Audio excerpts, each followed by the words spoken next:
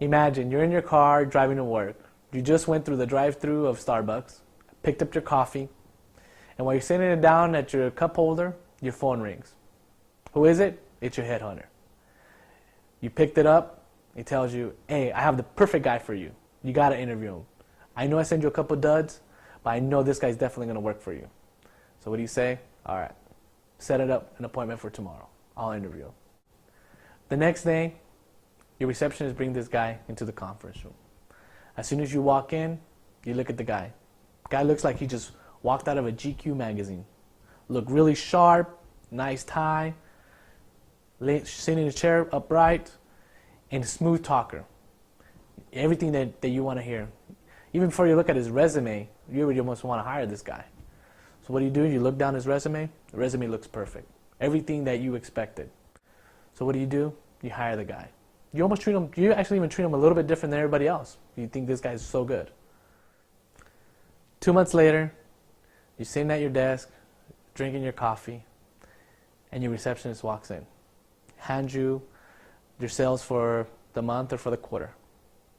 You start comparing them with your new sales guys and your old sales guys. And then you look at the new guy that you just hired. And he's not pulling in the numbers. And you start thinking, this guy's not what I expected. On the other hand, you're having lunch with your buddy, and he's telling you about a guy he just hired. Maybe not as polished as you would like, but he's the type of guy that comes in, puts his head down, and works. He always has the numbers up. He's been beating everybody so far.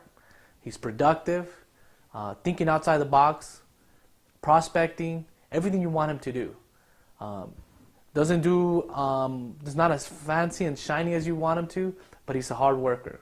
He's not spending time gossiping with the receptionist up front, or being on Facebook, or text messaging all the time. He's closing. That's all he's worrying about, the numbers. You can tell this guy wants to work and loves the company. You might be asking yourself, why didn't this guy come to me?